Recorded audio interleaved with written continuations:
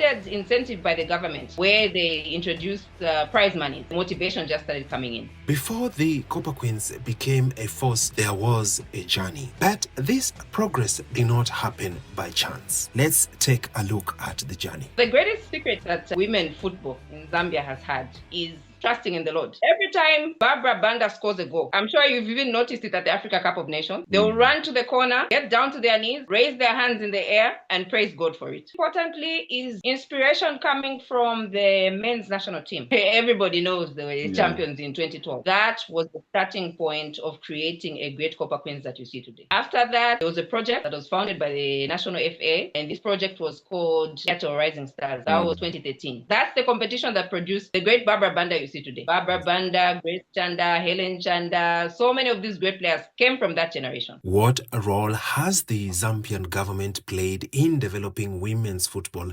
and creating opportunities for female players? During that particular time, the government, Zambia, had hosted a regional game. There were different sporting codes and football was there. The beauty of hosting the event, it meant that we had both the men and the girls and the boys team entered in the competition. What had been happening in the past is the boys were representing the country all the time. Girls were left behind. So there was that extra motivation from the girls to make sure they do so well in that particular competition so they could be taken seriously. So a lot of psyching went into speaking to the girls to ensure that they do well in that particular competition. What happened in the final? The girls won gold and the boys won silver. There was an added incentive by the government where they introduced prize money. So it was a certain amount for gold, silver, and bronze. They got the equal amount of prize money, either girls or boys. So the girls got it, and they were very motivated. That was one generation of fine talent in the country. 2014, there was a World Cup in Costa Rica, and the core of that team composed mostly of the girls that came from that project, the Rising Stars project. That's how come the whole success started from. And then when these girls qualified for the World Cup in 2014, government again came in with a financial reward for the girls, and they were so excited.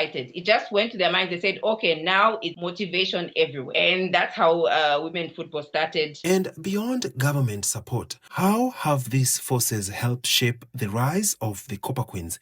And what can Zambia's journey teach the rest of Africa? Started seeing sponsors started to come on board to support these girls, to ensure that they put in money because they saw that that was going to be an extra motivation.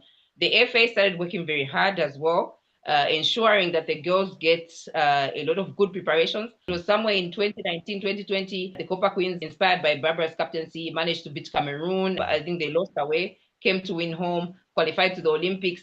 The motivation just started coming in.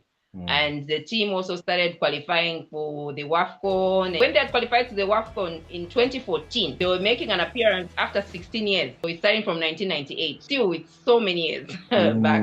And it's just from there that the motivation started.